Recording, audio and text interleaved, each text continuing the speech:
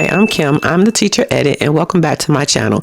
Today we're going to be talking about 5 classroom management tips that will save your life. Literally, like, save your insanity. If you're struggling with classroom management and you are trying to think of ways to get that classroom in order, trust me, you have found the right video, and we're going to jump right in with number 1.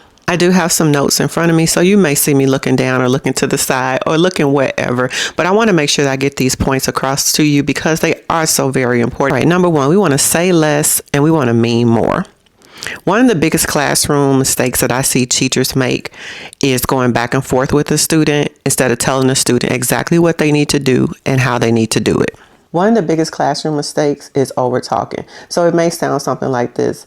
Lisa, didn't I tell you to have a seat? I asked you to have a seat a little while ago. Why do I keep having to ask you to have a seat? So as a teacher, I want you just to say, Lisa, have a seat. If you notice there's wait time. Wait time is very important. Wait time lets the student know that you mean business. The silence always does the work. The more you talk, the more they tune you out. So just don't do it. Number 2, you have to teach those procedures just like their content. If you don't teach the procedure, they don't know it. You can't guesstimate that they'll do what you ask them to do. You have to explicitly teach it.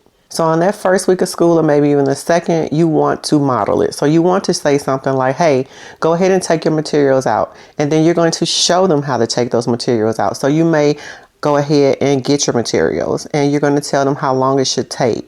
And then you should tell them what it should look like when they're done. Then you're going to practice it. Once you do this several times, you'll notice that those procedures become secondhand in your classroom. It feels slow, but trust me, it's going to save you and it's going to reduce those behavior issues in your classroom because lots of times it's just because the students don't know what to do. Number 3, always narrate the positive because what you focus on, it grows.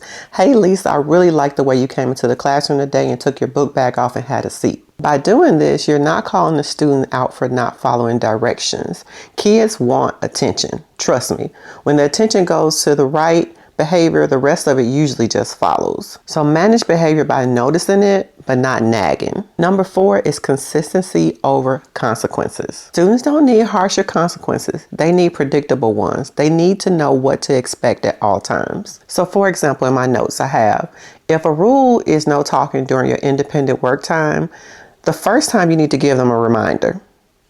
The second time you want to do a seat change or possibly have the student stand up.